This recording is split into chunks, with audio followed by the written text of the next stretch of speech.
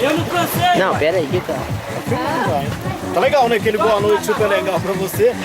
Aqui direto do Cindy Club, né? O sindicato servidor da prefeitura.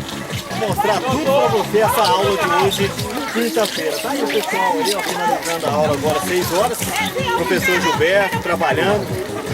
Começamos aqui com mais ou menos 60 macarrões, né? O presidente Figueiredo já tomou as providências, já arrumou outros macarrões, vai ter que comprar mais, porque cada dia está aumentando mais, aluno, graças a Deus. E tá aí o professor Gilberto aí, mostrando toda a habilidade que ele tem, tá? Grande professor. Tá? E eu vou chegar mais perto. Vem cá a câmera aqui pra mim, aqui, por favor. Vou mostrar aí as alunas, minha amiga Cláudia, né, tá fazendo hoje pela primeira vez. A Milena também. Tá certo? Então o pessoal tá comparecendo. Você que não filiou ainda, vem pra cá, vem filiar aqui no Cindy Club.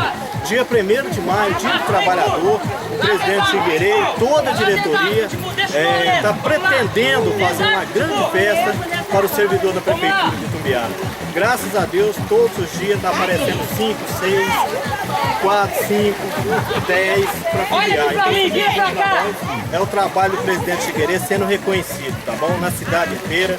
Eu quero agradecer ao meu amigo Hélio Paulo, lá da TV Tocantins, em Palmas, está copiando esse trabalho aqui. Tá? O Paulo falou que isso é um exemplo de vida lá para a cidade dele. E parabenizando o presidente Figueiredo por esse grande trabalho. Gente, falar no presidente Figueiredo, o cara é incansável, o cara que trabalha dia e noite. Esse clube aqui mora no coração dele. Ele não está aqui para fazer graça para ninguém, tá? E nem para fazer política também. Ele está aqui porque ele gosta de realmente tratar do funcionário da Prefeitura de Itumbiara. Então venha para cá, você que não filiou ainda, procure o nosso escritório aqui no clube, tá bom? Zezinho Maqueiro, diretor de comunicação do Cindy Club. Um grande abraço, fique com Deus!